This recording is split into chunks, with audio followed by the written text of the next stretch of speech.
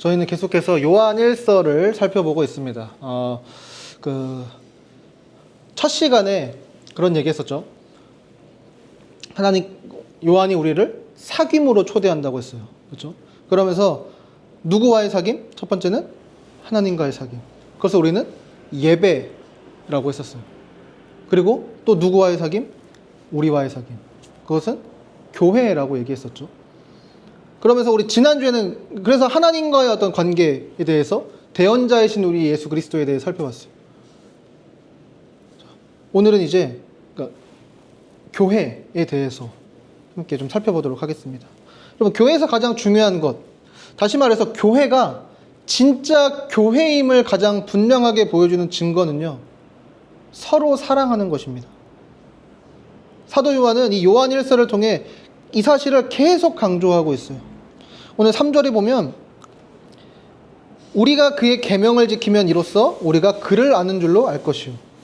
여기서 그의 계명은 무엇을 가리킬까요? 물론 10계명을 포함한 하나님의 모든 명령을 가리킬 수도 있겠지만 요한 1서 자체에서 이것이 무엇을 가리키는지 분명하게 제시하고 있어요. 그럼 다음 장에 보면 요한 1서 3장 23절 보세요. 같이 한번 읽어볼까요? 그의 계명은 이것이니 곧 그 아들 예수 그리스도의 이름을 믿고 그가 우리에게 주신 계명대로 서로 사랑할 것이니라. 아멘. 그의 계명이 뭐예요? 서로 사랑하는 것. 오늘 요한은 여러분, 하나님을 안다는 것을 무엇으로 확증할 수 있다고 말하나요? 그의 계명에 순종하는 것, 즉 서로 사랑하는 것. 성경에서 안다는 건 깊은 사귐, 깊은 관계를 맺는다는 걸 뜻해요. 그래서 하나님을 안다는 것은요, 그분을 사랑하는 것, 그분과 깊은 관계를 맺는 거예요. 우리가 하나님과 깊은 관계를 맺고 있다는 걸 우리가 무엇으로 알 수 있어요? 서로 사랑하는 것을 통해서 알 수 있다는 거예요. 우리가 성경에 보면 계명, 율법, 명령 이런 단어들이 나오면 뭔가 힘들고 강압적이고 어렵다는 느낌을 좀 이렇게 자연스럽게 받게 되죠. 하지만 우리가 이것을요, 사랑하는 대상과의 어떤 관계적인 측면에서 한번 생각을 해보는 거예요. 계명은 사실 하나님의 성품이 고스란히 담겨있는, 그러니까 그분의 삶의 지표라고도 할 수 있어요. 그러니까 우리가 그의 계명에 순종한다는 말을 다르게 표현하면 그분을 따라가는 것, 그분을 닮아가는 것이라고도 할 수 있어요. 그럼 부부나 연인 사이의 최고의 칭찬이 뭐예요? 그러니까 서로 닮았다는 거죠. 점점 서로 닮아간다는 거예요. 외모뿐 아니라 행동, 생각 하는 게 마치 하나인 것처럼 닮아가는 거예요. 그럼 하나님의 성품, 그분 자체를 가장 잘 표현하는 게 뭐죠?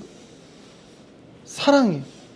요한일서 4장 16절은 이렇게 말씀합니다. 우리 같이 한번 읽어봅시다. 하나님이 우리를 사랑하시는 사랑을 우리가 알고 믿었노니 하나님은 사랑이시라.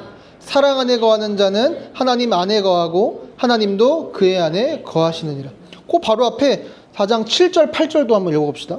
사랑하는 자들아, 우리가 서로 사랑하자. 사랑은 하나님께 속한 것이니 사랑하는 자마다 하나님으로부터 나서 하나님을 알고 사랑하지 아니하는 자는 하나님을 알지 못하나니 이는 하나님은 사랑이심이라. 그럼 하나님은 사랑이세요. 근데 우리는 이 문장을 좀 깊이 생각해 봐야 돼요. 사랑은 혼자 할 수 없어요. 사랑을 위해서는 반드시 대상이 필요해요. 그러니까 최소 2명 이상이 있어야 돼요. 우리는 여기서 기독교만의 독특성을 우리가 알 수 있는데, 세상에 존재하는 다른 종교들은 어떤 신이라는 존재가 그러니까 비인격적인 어떤 힘이라고 말하거나, 때로는 인격적이라 할지라도 그냥 세상을 창조한 단 하나의 인격만 있고, 그러니까 창조 후에야 사랑이라는 게 생겨났다고 말해요. 근데 성경의 하나님, 기독교의 하나님은 그분 자체로 이미 우리로 계시는 공동체이시고 사랑이라고 성경은 말하고 있습니다. 우리가 살펴보고 있는 요한일서나 요한복음에 보면 요한은 누구보다 이 삼위일체 하나님에게 진심이었어요. 요한복음이나 요한일서 제일 먼저 어떤 말씀이 등장해요? 태초에 말씀이 계시니라. 그 말씀이 하나님과 함께 계셨으니 그 말씀이 곧 하나님이시라. 태초부터 있는 생명의 말씀에 관하여는 우리가 들은 바요, 눈으로 본 바요, 자세히 보고 우리의 손으로 만진 바라. 그래서 태초에, 즉 시간, 공간 모든 물질이 존재하기 이전부터 이미 아버지와 말씀이 계셨다고 말해요. 그리고 요한복음에 보면요, 계속해서 성부, 성자, 성령 하나님이 서로를 알고 서로를 사랑하셨다고 말씀해요. 요한복음 14장 31절에 보세요. 오직 내가 아버지를 사랑하는 것과 아버지께서 명하신 대로 행하는 것을 세상이 알게 하려 함이라. 또 8장 51절 진실로 진실로 너희에게 이르노니 사람이 내 말을 지키면 영원히, 제가 뭔가 잘못 갖고 온 것 같아요. 그 성부 하나님이 성자 예수님을 향한 사랑인데 뭔가 제가 구절을 잘못 갖고 온 것 같아요. 여러분 요한복음 14장 26절에도 보면 보혜사 곧 아버지께서 내 이름으로 보내실 성령 그가 너희에게 모든 것을 가르치고 내가 너희에게 말한 모든 것을 생각나게 하시다. 성령 하나님이 하시는 일이 뭐예요? 자기가 드러나고 자기가 돋보이는 것이 아니라 성자 예수님이 하신 말씀, 성자 예수님을 더 드러내고 돋보이세요. 17장 5절에도 보세요. 아버지여 창세전에 내가 아버지와 함께 가졌던 영화로서 지금도 아버지와 함께 나를 영화롭게 하소서. 계속해서 어떻게 해요? 예수님은 하나님과의 관계를 서로를 알고 서로를 사랑하는 일에 힘쓰셨다고 말해요. 이처럼 우리도 서로 사랑하는 것이 사랑이신 하나님을 닮아가는 거예요. 우리가 서로 사랑하는 것이 그분과 더 깊어지는 일인 거죠. 그리고 요한은요, 오늘 이것을 계속 강조하고 있어요. 아까 읽었던 2장 3절에도 우리가 그의 계명을 지키면, 그러니까 서로 사랑하면 이로써 우리가 그를 아는 줄로, 그와 깊어지는 줄로 알 것이요. 2장 5절에도 보세요. 누구든지 그의 말씀을 지키는 자는 하나님의 사랑이 참으로 그 속에 온전하게 되었나니 이로써 우리가 그의 안에 있는 줄을 아노라. 2장 7, 8절도 같이 한번 읽어볼까요? 사랑하는 자들아 내가 새 계명을 너희에게 쓰는 것이 아니라 너희가 처음부터 가진 옛 계명이니 이 옛 계명은 너희가 들은 바 말씀이거니와 다시 내가 너희에게 새 계명을 쓰노니 그에게와 너희에게도 참된 것이라. 이는 어둠이 지나가고 참 빛이 벌써 비침이니라. 이따가 좀 더 자세히 보겠지만 여기 8절에 나오는 새 계명 역시 서로 사랑하라는 예수님의 명령을 의미해요. 요한복음 13장 34절 새 계명을 너희에게 주노니 서로 사랑하라. 내가 너희를 사랑한 것 같이 너희도 서로 사랑하라. 그 제이어스 찬양 중에 요 말씀으로 있는 찬양이 있죠. 새로운 계명을 아무도 몰라? 자 있어요. 그러니까 이거예요. 서로 새 계명이 뭐예요? 서로 사랑하라는 거. 오늘 요한은 계속해서 서로 사랑하라고, 그것이 우리가 하나님과 매우 깊은 관계 속에 있다는 것을 확증하는 증거라고 우리에게 말하고 있습니다. 요한이 왜 이렇게 이토록 서로 사랑에 대해서 강조하고 있을까요? 아마도 이 요한의 편지를 받아 읽고 있는 교회 안에 그러니까 이 문제가 좀 심각했기 때문일 거예요. 오늘 본문 4절에 보세요. 그를 아노라 하고 그의 계명을 지키지 아니하는 자는 거짓말하는 자요 진리가 그 속에 있지 아니하되. 9절에도 한번 보세요. 빛 가운데 있다면서 그 형제를 미워하는 자는 지금까지 어둠에 있는 자요. 11절에도 그 형제를 미워하는 자는 어둠에 있고 또 어둠에 행하여 갈 것을 알지 못하나니 이는 그 어둠이 그의 눈을 멀게 하였습니다. 이런 거예요. 나 구원받았어. 나 하나님과 깊은 사귐을 갖고 있어. 난 빛이신 하나님 안에 거한다 라고 하면서 서로 사랑하지 않는 자들이 교회 안에 있었어. 그러니까 그 당시 그 시대의 주류 문화였던 이 영지주의 사상을 교회 안에 가져온 자들이 있었다는 거예요. 여러분 영지주의가 뭐라고 했었는지 기억나요? 육은 악하고 영은 선하다라고 하는 거죠. 그리고 구원이 뭐예요? 영혼과 정신이 이 육체라고 하는 감옥에서 벗어나는 거예요. 근데 이것을 위해서 뭐가 필요해? 어떤 신비한 지식, 어떤 영적인 지식이 필요하다는 거예요. 그러니까 이런 사상을 교회 안에 가져오니까 어떤 문제가 생기냐면 먼저는 예수님의 성육신, 예수님의 어떤 육체적인 부활을 거부해요. 아니 하나님이 참 하나님이면서 동시에 참 사람일 수 없다고 말해요. 왜요? 하나님이 악한 육체에 태어나실 수 없는 거죠. 그래서 어떻게 생각하냐면 단지 어떤 사역을 위해서 잠시 그리스도가 예수라는 사람의 몸뚱이 안에 들어갔다가 나왔다는 거예요. 그러니까 그 사람들한테는 이 예수님이 육체로 간다는 건 있을 수 없는 일인 거죠. 또 어떤 문제가 생겨요? 이 신비한 지식을 갖는 것이 그들의 궁극적인 목적이고 그들은 이미 내가 이걸 가졌어 라고 생각하니까 그러니까 공동체가 필요 없는 거예요. 서로 사랑하는 것에 관심이 없는 거죠. 심지어는 거부하는 거예요. 왜? 이들의 목적은 내가 이 땅에서 우리가 서로 사랑하고 이런 거 관심 없어요. 그냥 내가 어떤 신비한 지식을 가져서 난 이제 하나님 알아. 나는 구원받았어. 이게 그들의 궁극적인 목적이기 때문입니다. 근데 우리가 살고 있는 이 시대의 주류 문화 역시 우리가 서로 사랑하지 못하게 해요. 로버트 벨라라는 그 미국의 사회학자가 있어요. 그분이 쓴 마음의 습관이라는 책에서 여러분 이 시대의 문화를요 어떻게 표현하냐면 표현적 개인주의라고 말해요.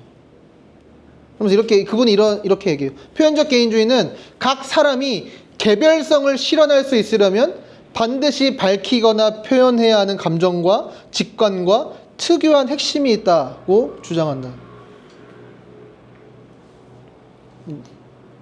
뭔 소린가 싶죠? 또 그 캐나다의 찰스 테일러라는 철학자는 이 같은 것을요 진정성의 문화라고 부르면서 세속시대라는 책에서 이렇게 설명합니다.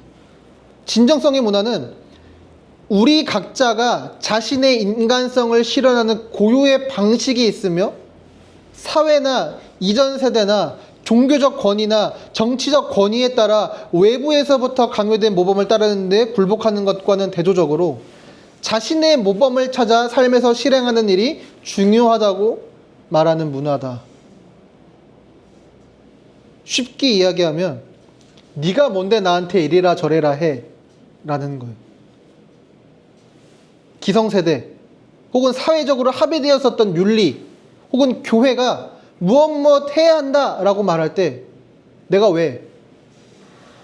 내 생각에는 이라고 받아치고 반응하는 문화가 이 표현적 개인주의 혹은 이 진정성의 문화라는 거예요. 근데 이런 문화 자체가 악하다는 건 아니에요. 그런데 이 문화가 우리 삶을 지배할 때 우리는 사실 어떤 한 마음, 한 뜻을 품기가 어려워요. 기본적으로 이렇게 반응하게 되기 때문이죠. 그건 네 생각이고. 그리고 뭐 우리 공동체, 우리 교회라는 이 공동체에 대한 인식이 저하될 뿐 아니라 하나님의 뜻보다 내가 하고 싶은 것, 내가 이루고 싶은 것, 내가 느끼기에 좋은 것에만 몰두하게 되는 거예요. 우리 시대는 옳고 그른 것을 판단하는 기준이 뭐냐면 내 느낌이에요. 내가 느끼기에 좋은 것, 내가 느끼기에 옳다고 생각하는 것. 뭔가 잘못됐어. 내가 느끼기에 잘못됐다고 느끼는 것. 그러니까 모든 것이 우리의 느낌으로 판단되는 세상인 거죠.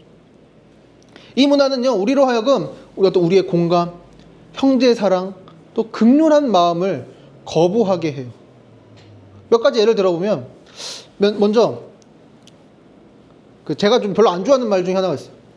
나를 있는 그대로 받아줘 라는 말. 그러니까 원래 의도는 서로의 차이를 인정하고 용납하자라는 말이겠죠. 근데 어느새 이 말은요, 나는 내버려두고 네가 변해로 바뀐 것 같아요. 나를 바꾸려고 하지 마. 나에게 변화하라고 요구하지 마. 네가 바꿔.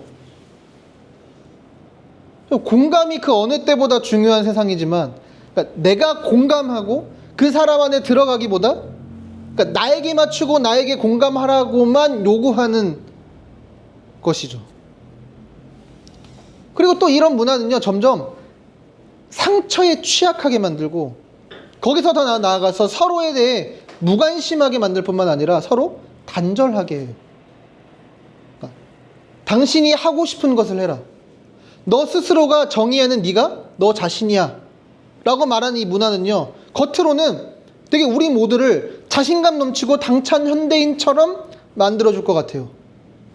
그런데 결과는 사실 정반대예요. 한병철 교수가 쓴 피로사회라는 책이 있어요. 거기 보면 이 진정성의 문화는 성과주의를 만들고, 이 성과 사회는 결국 우울증 환자와 낙오자를 만든다고 지적해요. 왜냐하면 아무리 스스로 위로하고 내 인생을 내가 결정한다고 한들 우리는 혼자 사는 게 아니거든. 결국 다른 사람과 비교하게 되고 다른 사람의 성취와 내 성취를 비교하면서, 그러니까 매일매일의 삶이 천당과 지옥을 왔다 갔다 하는 거예요. 그런 사이에 우리는 점점 상처에 취약해져요. 그러다 우리의 인간관계는 점점, 어떤 면에서 점점 사무적이어지고, 내가 마음을 열더라도 깊이 들어오지 못할 정도만, 그리고 나에게 이익이 될 정도만 여는 거죠. 그러다 서로에게 점점 무관심해지고 서로 단절하게 되는 것입니다. 그런데 그러니까 이런 문화가 주류를 이루는 사회 속에서도 사실 여전히 사람들은 서로 사랑하기를 원해요. 여러분, 여전히 수많은 영화와 드라마는 사랑을 외쳐요. 우리 연말 연초가 되면 항상 어떤 영화가 나와요? 가족 영화, 이런 것들 나오죠. 공동체의 중요성, 사회의 중요성, 사랑의 중요성, 연인, 부부, 가족, 친구, 공동체의 사랑을 계속해서 강조하는 것들이 나오죠. 그리고 아이유도 노래하죠. 사랑이 모든 것을 이긴다고. 그렇죠? 그러니까 우리나라를 넘어서 전 세계 사람들이 그 노래를 들으면서 눈물 짓고 또 사랑에 희망을 품는 거죠. 데이비드 브룩스라는 미국의 평론가이면서 저널리스트가 있어요. 최근에 나왔던 사람을 안다는 것이라는 책에 보면 이분의 관심도 뭐냐면 다른 이들과 함께하는 삶에 있어요. 거기서 저도 처음 들어보는 용어였는데 디미니셔와 일루미네이터라는 용어를 설명하는데, 이 군중 속에서 디미니셔와 일루미네이터가 있대요. 그러니까 디미니셔는 어떤 사람이냐면 제 능력을 믿고 혼자서 모든 문제를 해결하려는 사람. 이 디미니셔는 한 사람으로 하여금 스스로를 보잘것없는 존재라고 느끼게 한대. 즉 디미니셔는 타인을 친구가 될 사람이 아니라 이용할 대상으로 본다. 이들은 고정관념을 가지고 다른 사람을 무시해. 오로지 자기만 생각하는 디미니셔의 레이더에 타인은 잡히지 않아. 반면 이 일루미네이터는 다른 사람에게 지속적으로 관심을 갖는 사람인 거예요. 그러니까 지나친 그러니까 이 디미니셔 같은 지나친 자의식을 극복하고 다른 사람의 경험을 받아들이려는 어떤 수용적인 마음, 다른 이들과 함께하는 어떤 동행 등등 다른 사람과 함께하려는 삶에 대해서 계속 이 책에서 강조하고 있거든요.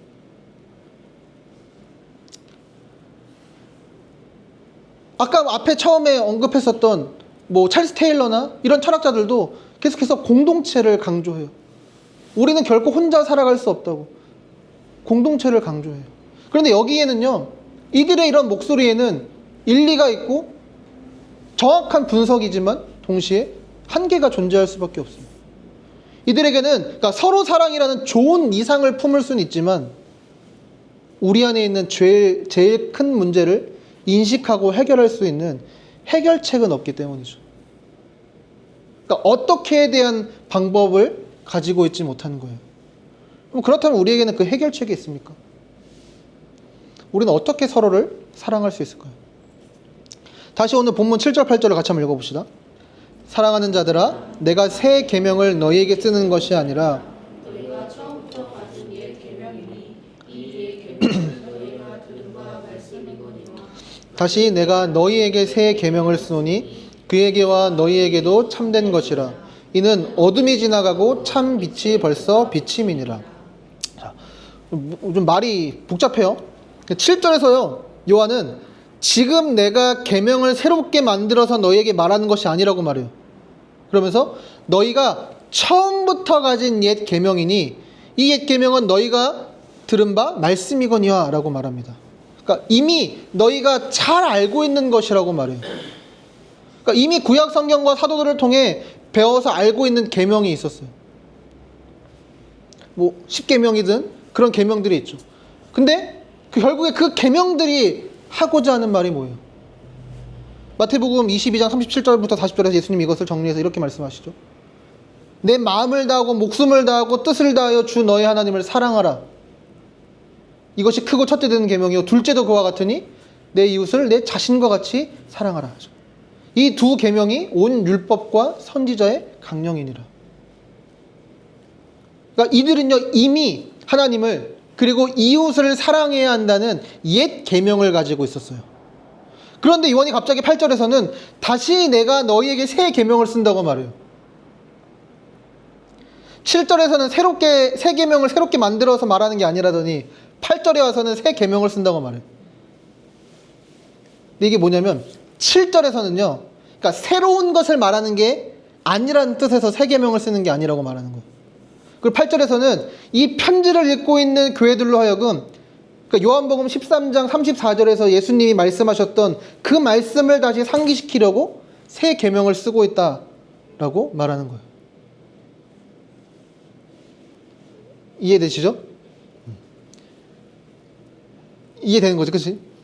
그리고 아까 요한복음 13장 34절에서 예수님이 뭐라고 말씀하셨어요? 새 계명을 너에게 주노니 서로 사랑하라. 내가 너희를 사랑한 것 같이 너희도 서로 사랑하라. 요한이요 예수님의 말씀을 상기시키려는 의도가 매우 중요해요. 구약의 옛 계명은 서로 사랑하라는 명령을 열심히 순종했어요. 근데 결국 어떻게 끝나냐면 결국 내 힘으로 사랑할 수 없습니다 라는 고백으로 끝날 수밖에 없어요. 타락으로 자기중심적인 죄성을 가지고 있는 인간은 자신의 힘으로 다른 사람을 사랑할 수 없기 때문이죠. 그래서 예수님은 우리가 사랑할 수 있도록 하기 위해서 옛 계명과는 다른 한 가지를 덧붙이셨습니다. 뭐예요? 내가 너희를 사랑한 것 같이. 여러분, 다른 사람을 사랑하기 위해 필요한 것은요 인간적인 노력이 아니라 하나님이 나를 사랑하시는 사랑이에요. 죄인된 나를 용납하시는 그 은혜의 용납을 우리가 깊이 경험할 때 우리는 다른 사람을 용납할 수 있는 거예요. 그런 의미에서 우리는 사랑 그 자체이신 하나님이 우리를 어떻게 사랑하셨는지를 기억하고 그 사랑을 누리고 경험하는 것을 통해서 우리도 어떻게 서로 사랑해야 되는지를 알 수 있는 거죠. 성경은 우리에게 하나님이 우리를 어떻게 사랑하셨는가 이렇게 말합니다. 첫 번째로요, 여러분 기독교의 사랑, 성경이 말하는 사랑은요 자기를 잇는 사랑이에요. 요한복음 13장 1절은 이렇게 말씀합니다. 같이 한번 읽어봅시다. 6월절에 예수께서 자기가 세상을 떠나 아버지께로 돌아가실 때가 이른 줄 아시고 세상에 있는 자기 사람들을 사랑하시되 끝까지 사랑하시니라. 여러분, 이 말씀이 일어나고 있는 요 날은 예수님이 십자가를 지시기 전날이에요. 예수님은 이제 내일이면 자신이 십자가에 못 박혀 죽으실 것을 아셨어요. 보통은 그렇게 고통을 당할 경우에 누군가를 사랑한다는 게 쉽지 않아요. 사랑은커녕 다른 곳을 향해 우리가 고개조차 돌리기가 어렵습니다. 그러니까 고통은 계속해서 자기 자신에게 집중하게 만들어요. 우리도 그렇죠. 내가 상처받은 일이 있어요. 그럴 때 우리는 나를 지키기 위해 마음의 문을 닫아버리죠. 혹은 내가 어떤 일 때문에 지금 뭐 그게 어떤 회사 일이 됐든 어떤 누군가의 관계가 됐든 나한테 지금 너무 힘든 일이 있어. 그래서 나는 지금 주변을 돌아볼 여유가 없어. 나는 지금 내 마음 이거 다독이기도 바빠. 이렇게 말합니다. 하지만 예수님은 역사상 가장 끔찍하고 고통스러운 일을 앞두고 제자들에게 눈을 돌리세요. 제자들을 사랑하십니다. 그러면서 자기 자신을 잊고 계세요. 자신의 고통조차도. 이것이 진짜 사랑의 특징인 거죠. 그럼 두 번째로 진짜 사랑은요, 상대로부터 아무것도 얻지 못함에도 불구하고 사랑한다는 거예요. 우리가 흔히 사랑장이라고 부르는 이 고린도전서 13장 5절에 보면 사랑은 자기 유익을 구하지 아니하며 라고 말하죠. 앞에서 읽었던 요한복음 13장 1절 당시를 다시 생각해 봅시다. 예수님은 다음날 자신이 십자가에 죽으실 것을 아셨어요. 그런데 예수님이 알고 계시던 게 또 있어요. 제자 한 명은 예수님을 배신할 거예요. 또 다른 제자는 예수님을 부인할 거예요. 그리고 나머지 10명도 다 예수님에게서 도망칠 거예요. 더 끔찍한 것은요, 같은 날을 기록하고 있는 누가복음 22장에 보면 제자들이 서로 누가 더 큰지 싸우고 있었어요. 예수님은 제자들을 사랑하셔서 섬기려고 하시는데 제자들은 서로 자기가 더 잘났다고 싸우고 있어요. 3년 동안 제자들을 사랑해서 얻은 결과가 배신과 무관심입니다. 그런 예수님의 사랑은 그러니까 상대방에게 아무것도 얻지 못함에도 불구하고 베푸시는 사랑이에요. 우리가 사는 이 시대의 사랑은요, 상대로부터 무언가 내가 얻을 것이 있을 때 내가 주는 감정을 가리켜요. 우리가 사랑에 빠지게 되는 이유가 뭐예요? 우리는 다 이유가 있어요. 뭐 이 사람이 재밌던지, 혹은 뭐 잘생겼거나 예쁘던지, 뭐 성품이 훌륭하든지. 그러니까 우리는 그렇게 상대에게 무언가를 얻어냅니다. 그리고 사랑하죠. 하지만 예수님은 제자들을 사랑하실 때 그들에게서 얻는 것이 아무것도 없으셨어요. 근데 오히려 예수님은 그들의 발을 닦으셨습니다. 이 당시에 발을요, 누가 닦냐면 하인들이 닦아요. 이 당시 사람들은 맨발로 돌아다녔어요. 이 길거리가 얼마나 더러웠겠어요. 발을 닦는다는 게 여러분 가장 더러운 부분까지도 사랑하고 섬긴다는 거예요. 이정규 목사님이 이렇게 설명하더라고요. 성경은 이렇게 말합니다. 상대로부터 얻을 수 있는 것이 아무것도 없음에도 불구하고 상대를 사랑하는 것, 그게 사랑이라고.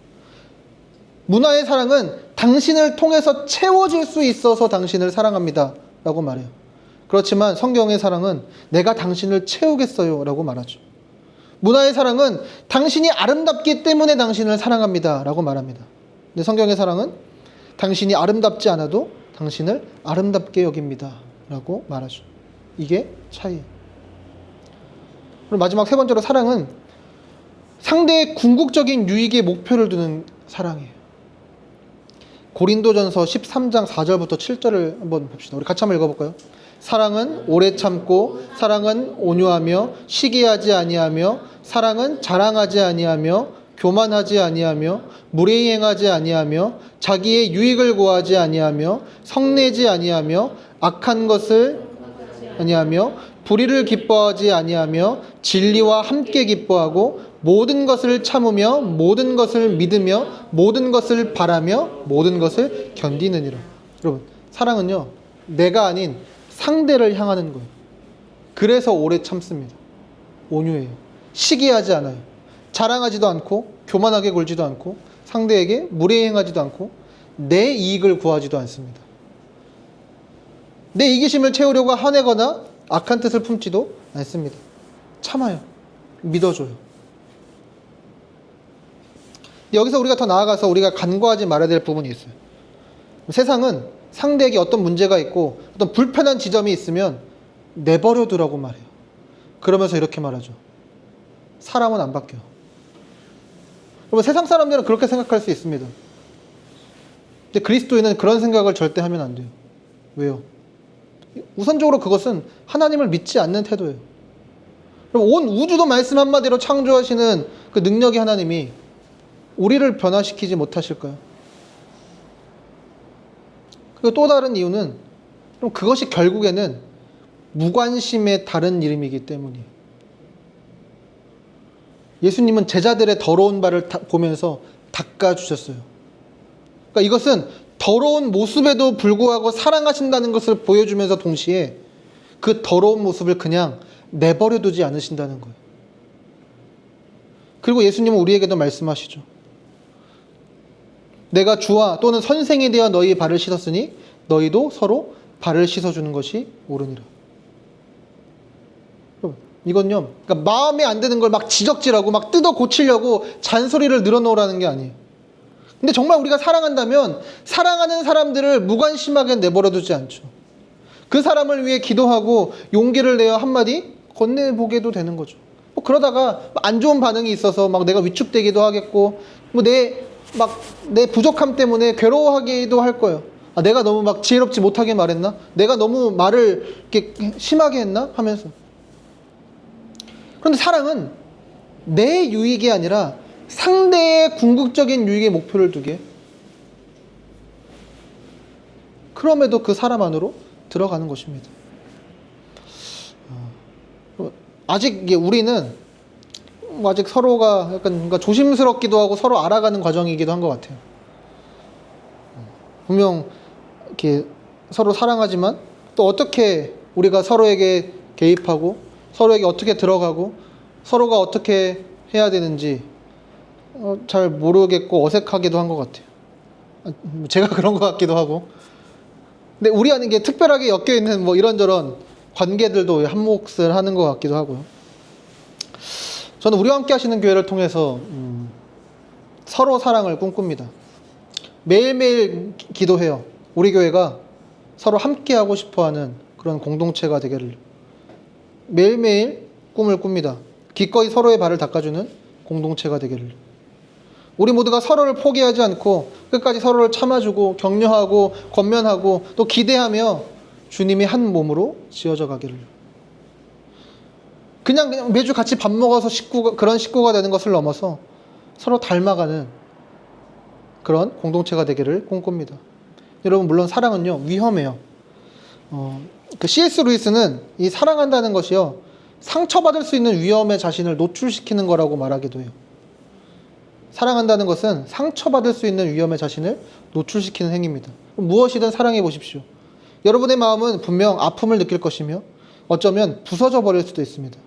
마음을 아무 손상 없이 고스란히 간직하고 싶다면 누구에게도 마음을 주어서는 안 됩니다.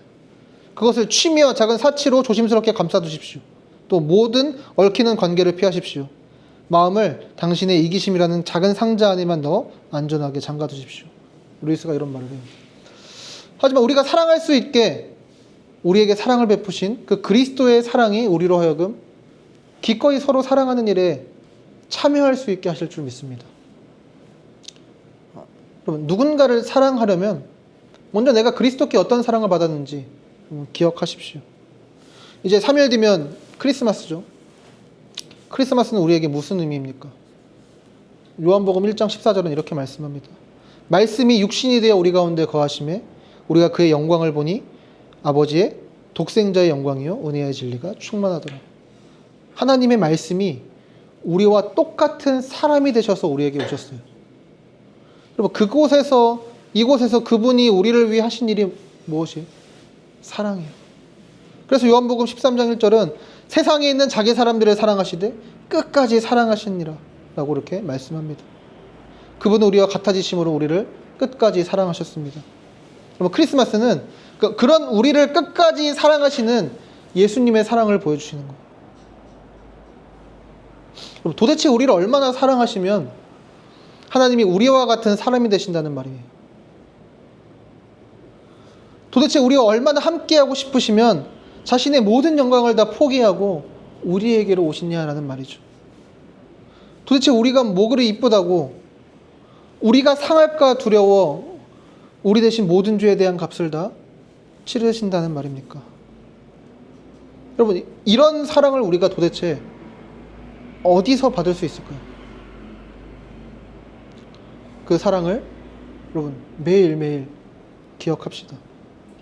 이렇게 독일의 20세기 신학자였던 본회퍼는 성도의 공동생활이란 책에서 이렇게 말합니다.